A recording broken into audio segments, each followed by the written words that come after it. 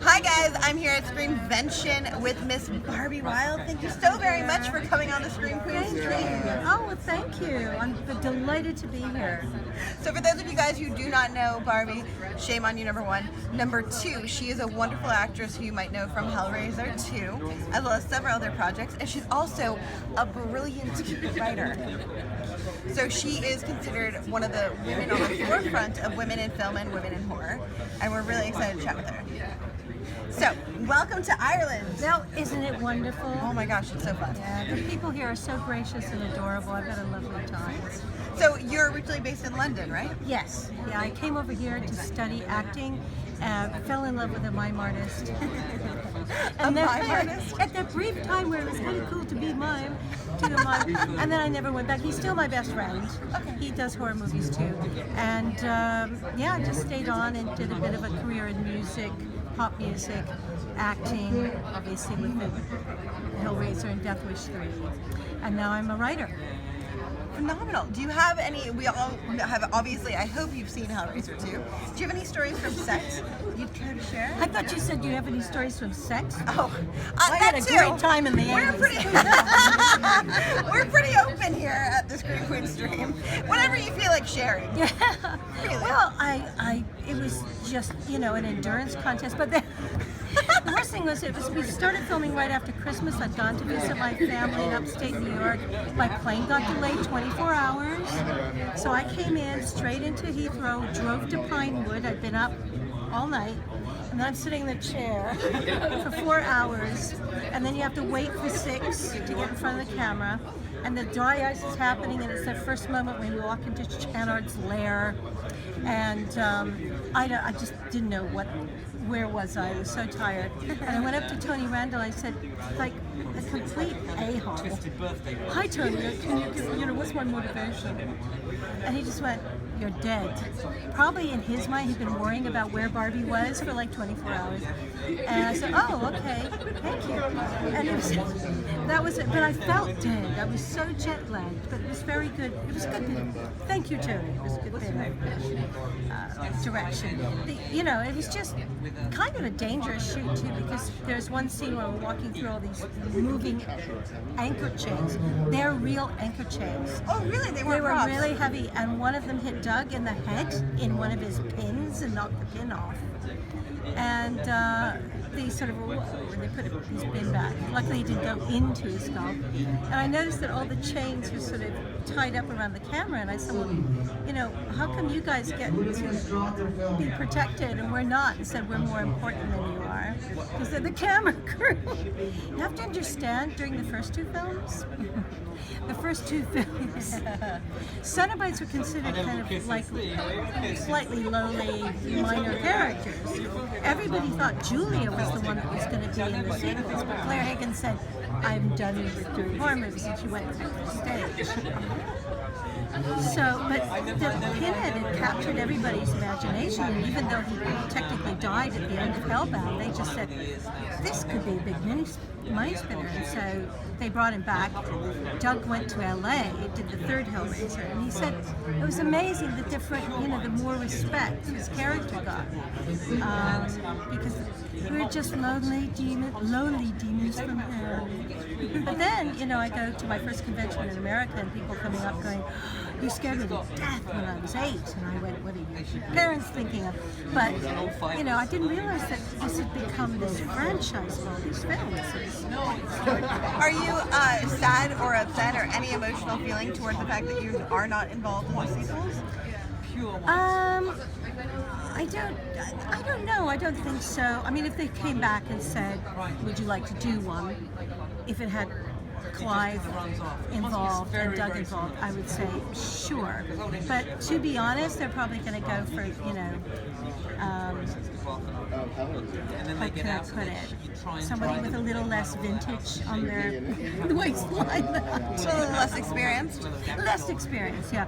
But I understand the machinations of the business and marketing and stuff like that. I mean, Doug has always said he'd love to see Johnny Depp do Pinhead because he really likes Johnny Depp's acting. acting. So, but obviously, if I got to be killed by a Cenobite in a passing moment, I'd do it. We should totally make that happen. Absolutely. I mean, Simon was saying, "Oh, I've got this vision that we'll all be sitting in a restaurant, and then Cenobites come in and we all explode or something." And the real, the actor we're playing restaurateurs. But I think I mentioned this to you yesterday. You may never say, "Okay, I'm not acting anymore," but the desire never leaves. So I did get offered 3 scripts last year. One was this 80-year-old woman. I thought, no, I don't think I'll be able to do that one. It's like twice your age. Yeah, I wish. The other one was playing a nasty physiotherapist. No, psychotherapist. Physiotherapists are different, I think. And I thought, oh God, this is really great. And I talked to my partner about it. He said, "You don't want to go acting anymore." And I did this little promo film. And he went, "You've got to do this part. This is a great part for you." It's a very unusual psychotherapist who's just reaching in, trying to get these people's thoughts out to relieve them of their trauma. And it's a wonderful script, Bad Medicine, but they didn't make their Kickstarter. But, I hope someday it happens because it's a great Do you really like them?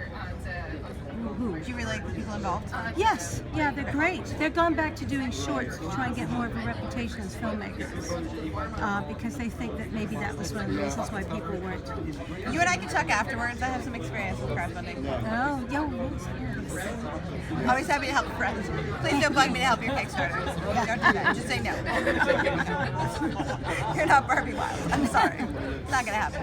Thank goodness there's only one. There can only be one. Now, tell us about your wonderful book, too, which is coming out in softcover as well as hardcover. Yes, here's the hardcover version, which is shinier and darker.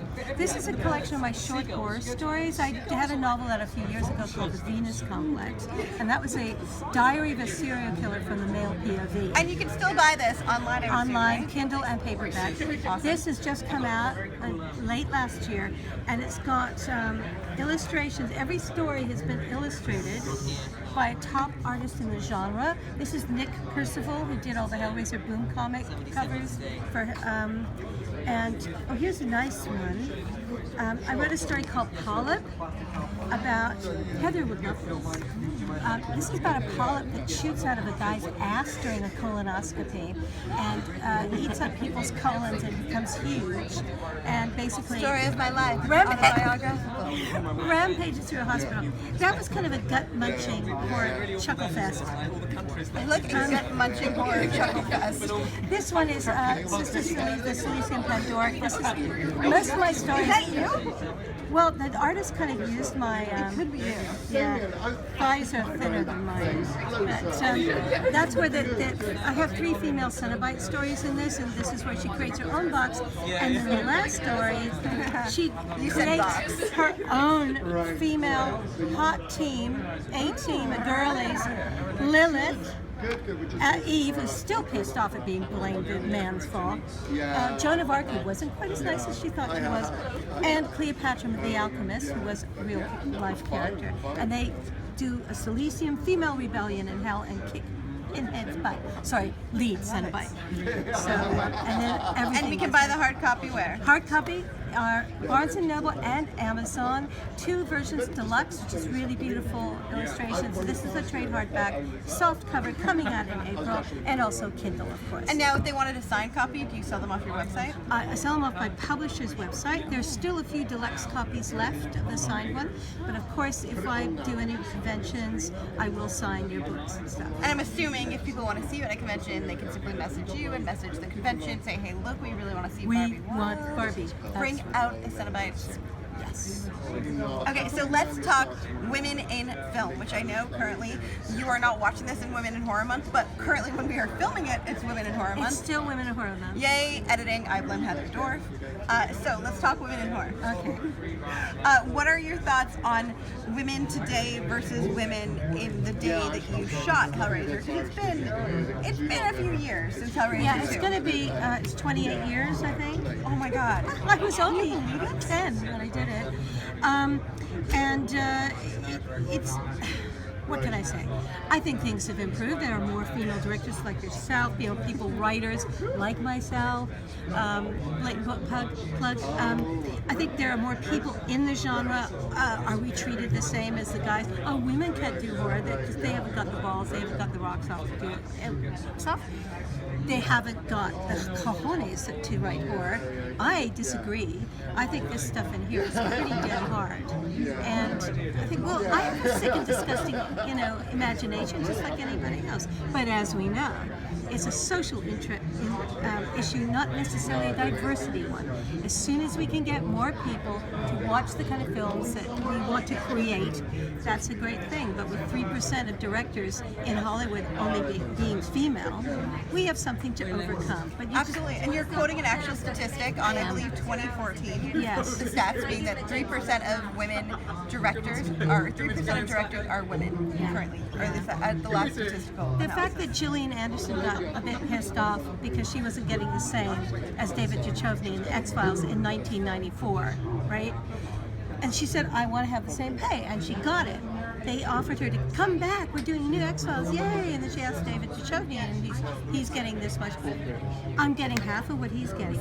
They did it again. They try it on. I say, you put your foot down and say, this is what I want. I want to be treated equal, because I think women, if I'm ranting, forgive me. No, but I think women we are like almost, ranting here on the Scream Queen stream. we're too nice. We are. Compromise. See, so here's the thing, and we talked about this a little bit the other night. Yeah. I feel it's almost, I don't want to say that we are 50% of the problem, but I do feel like we are contributing to the fact that we don't have an open discussion. Yeah. So here's something that I have noticed. We get paid less, but we're also much more hesitant and less likely to ask our counterparts what they're making. Versus I feel like an agent for a man is not going to sign the dotted line until he knows what all the other men are making on that film. I can't say the same for a female. And so many times where I've been talking with someone, I'm like, did you ask? And they didn't ask, or I referenced the story the other night. Do you think it's soon going to be put into people's contracts that you can't ask another actor on the same film what they're getting? Because it's causing, here's the thing, I don't think they can ever control that. You know what I mean? Prove it. Well, prove it. You know what I mean? Yeah. It's like one of the things where it's like you can't really do much. And I think I referenced back to originally when I first moved to Hollywood, we went to a Women in Horror event where it was predominantly women in horror, and it was celebrating women in horror. And there was a bunch of women involved. I went with a male friend of mine who was a producer, and another male friend of mine was there who was a director. And the producer I had accompanied was the most successful there. And out of everybody who wanted a meeting with this man, the only person who had the nerve to ask for a meeting was the other man. So all these other women are like, oh my God, it's so great that you brought this guy. We really like him. What do you think? How should we go about getting a meeting? I'm like, you just ask. The problem is all these women were like wandering around in a flutter, being like, what should we do? How should we approach this? The guy just went up to him and be like, hey, dude, can we have a meeting? I have a script I want to pitch you. And for whatever reason, depending upon the women, I feel like there's 50 different reasons. The women did not feel entitled enough to do that. Or they didn't have the balls, or they didn't have the chutzpah, or they weren't confident enough for whatever reason. It's like we need to train ourselves to be more aggressive. Yes. We have to put our little foot down and say, this is what I want, not this is what you think you might be. Do you think, and less like worrying about other people and more action? That's always, it's the perception. I don't want people to think I'm a strident, overbearing bitch. Right? But that's sexy to me. Right? But no, it's just, of course, because if a man is saying, this is what I want, he's strong. A woman does it, she's a bitch. She's strident. Well, it's funny you mention that, because I also believe that if you are worrying about what other people think of you, chances are you're not working much. Because as soon as you start working, you understand that you have no control. Yeah. I get called a bitch if I turn down a role. And it might be because I have a schedule conflict, the pay is not right, the project's not right, I might not feel attached to the character, I might not want to be working that month. Yeah. Whatever it is, it doesn't matter why. There's a certain amount of, like 25% of all the people to which I professionally respond to an email, hey look, it's just not right for me at this time, I wish you all the best of luck. 25% are going to go on a tangent about how I'm a horrible human being, bitch, which has just led me to not care what anyone says, simply because there's so little, if any, control I have over any of that. Yeah. You figure if the project's not right, it's not right. It's not meant to be offensive. It's not meant to be like, fuck you. It's not worst. But you always know if somebody's not working, that's when they get offended by that. That's when they worry about that. Because when you're working, you don't have time. You're just trying to get through the day to get to, you know, the paycheck, get to the other project, get to everything else you have to do. It's only when you're not working that that kind of thing becomes a problem. Yeah, it's interesting because I had somebody ask me in this book. I said, "Do you edit what you write? Because it's pretty hardcore, it's pretty out there. Because I write about human beings, and human beings have, heaven forbid, sexual thought. So there's a lot of highly charged. Never have sexual thoughts. Really? There's erotically charged stuff in here, and I thought, I'm not going to edit myself. Let the editor, if any of my editors have a problem, they will come to me and say, you know, that's too disgusting about the devil ramming his cock up this guy's thing and splitting his liver like a pinata. Oh my God, you had me at split like a pinata. See, I Barbie laugh. Wilde, I'm yours. Every time I read that, but it's in my story writer's block, he makes an infernal Oh my bargain God. to become famous. If you are not rushing out to buy this book right now, then we're not friends. And it's like when We're and he clearly, said- we have nothing in common. and they popped his liver like a pinata, and I just burst out laughing every time. And I think, I'm not going to edit that. If my editor comes back and says, I think that's a bit extreme, I'll go, well, you know what, maybe we shouldn't be working together. You know what? Life is a bit extreme. But he hasn't done it. Yes, That's like with Truth or Dare. Everyone was like, holy crap, you've got balls. I was like, you say that like it's a bad thing. exactly. I'm like, don't hate, my balls are bigger than yours. It's fine. We all have different sizes. Exactly, and it's a mental cojones kind of thing, isn't it, for women? You have to grow a set. You do. Otherwise, you will just end up being squished. If you act like a carpet, people will walk on you. My mother said that years High ago. five. Right on. Do not be the carpet, be the fucking stiletto on the carpet. That's right. Walk over people in your hedgehog spike stilettos, and they'll love it. They'll love you for it. And if people are in the way, kick them. But be very careful because you know, Dolly Parton once said, "I'm always really polite to people on the way up because you never know who you're going to absolutely, meet yeah. on the way down." But then again, I just she's mean if never been somebody- on the way down. Right? I just mean if somebody's blocking your path.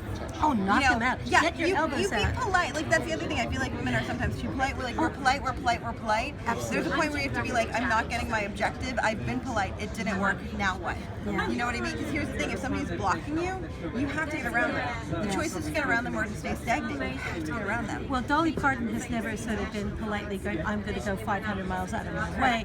You know, she does go through, but she's never been going down. They so, feel like when you your know. boobs are that big, the seas just Get out of the way. Right. Yes.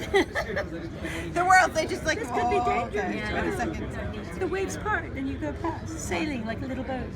It's never been sort of helpful for me, but hey, Me neither. Right? it was just, I do notice that once I get interviews and guys are going, hi, how are you? You know, but, you know. You know what I like to do? I don't even tell them that. I just start looking at their penis. And then if they're comment, they're like, what are you looking at? I was like, what are you looking at? It sucks, doesn't it? It's not very nice. It doesn't make you feel good. Although here's the difference. You're looking at my boob being like, I wonder what I can do with that. I'm looking at your penis going, I wonder how small that is. Like, that's the difference between us. Anyways, that stops them real Well, quick. that's a good one. I'll remember that. Although I must, you know, people don't really. Actually, no, they still sort of sometimes do. They do. It's an instinct for some. It is. It's just like, point. Yeah, but you know, what can you do? You just have to point their little eyeballs up and say, you know, I have a brain here too. I have brains. Yeah. I just bought a shirt that it's just a white t-shirt, but it says I'm actually really smart. Because I'm so sick and tired in Hollywood. I go into these meetings and they already like, it's like 10 minutes in and they literally like, oh, like you literally like a light bulb goes off. And they're like, oh, we can carry on a conversation. She knows what she's talking about. I'm like, yeah. Well, you know, so I met my partner's cousin, and they hadn't ever met me, and they, oh wow, his girlfriend's called Barbie. Do you think she's like some sort of like burlesque dancer or something? And they met me and went, oh right, you know, it's just again, it's the name, it's the perception. Barbie Wilde. Oh my God, you know, blah, blah, blah, I mean, you blah. are wild and you're like a Barbie. I know. But it is this problem because I actually know quite a few men who are incredibly suspicious of intellectual women or women who are smart, and it can. I'm not going to like hide my smarts, but it puts men off too. It's difficult and scary. It's scary to them. And it's funny. So I'm assertive, but because I'm smart and I'm assertive, sometimes I get labeled aggressive. I'm like, I'm actually not that aggressive. I'm just smart and assertive. That's better to say assertive rather than aggressive, because I use the word aggressive, and assertive is much better. You're asserting your rights as a thinking human being. Correct. You know? Which I do all the time. Yeah. Screw, the I almost said species, gender. So, quick question, how do you feel about dumb blonde jokes? Some of them are really funny. My aunt, who's like this 83-year-old sexy blonde, she sends me dumb blonde jokes, and I laugh. Sends you to them like text, email? Oh, email. She's an email fiend. She really is. She's great. 83, sending emails. Sorry, I've got these meetings. I'll get back to you in a minute. This is what these kind of people. I have another friend who's 80. She's a journalist. She's writing another book. These are the people I think, wow, you're great, because you still keep on giving. You still. My father had an expression, full of piss and vinegar. And I think, if I'm going to be 80, I hope I have as much oomph as my Auntie Sophie and my friend Irma. Keep on keeping on, never stop working, never stop doing your art, never stop writing, never stop reaching forward. Never give up, never surrender. Okay. I can't think of a better way to end it. Thank you. You're awesome. Awesome, we'll call that. Hi, I'm Jessica Cameron here with Scream Queen Stream, and we are at ScreamVention in Dublin, Ireland, and my lovely partner in crime, Heather Dorff, is MIA. So what do I like to do when I can't find Heather Dorff? Well, it's pretty simple. She's got all these pretty little photos, and I like to draw on them. Why? Just because I can. And every once in a while, sometimes, a photo like this, it's only missing a mustache. Let's have some fun, shall we? See? Nothing says sexy like a furry mustache. Let's give her a goatee. Why not? Oh, look at that. She kind of looks like the devil, doesn't she? Maybe we could give her some horns. Oh, but I can't see horns on her dark hair, so we have the gold Sharpie for that. There we go. I think I want to give her a weird hairline. Let's have some fun here. I think she should have bangs.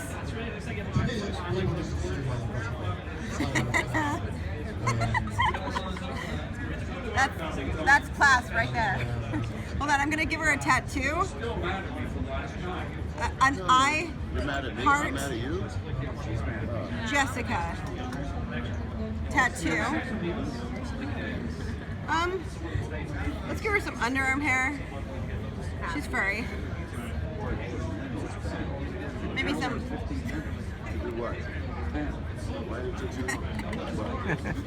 Now there's a photo. Right there, ladies and gents. Let's do another one. This one just immediately came to mind. So did she say to you what she's going to do? Alrighty. What should we do to this one? See, my problem with this is that I always do the same kind of things, and it's more fun if you can be more inventive than I am. So,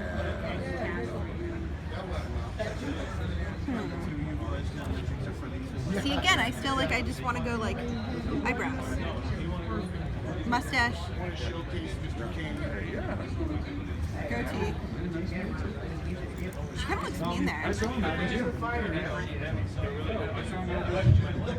okay, this is like a series. My little tattoo.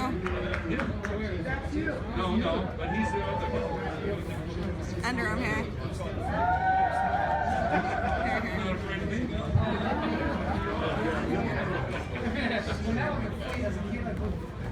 Pure class. Because I'm the best kind of friend.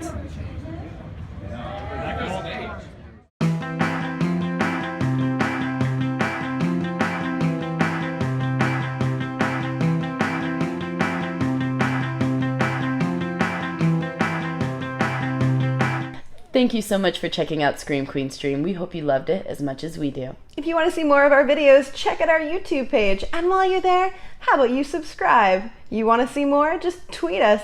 Find us on Facebook. Join in on the fun.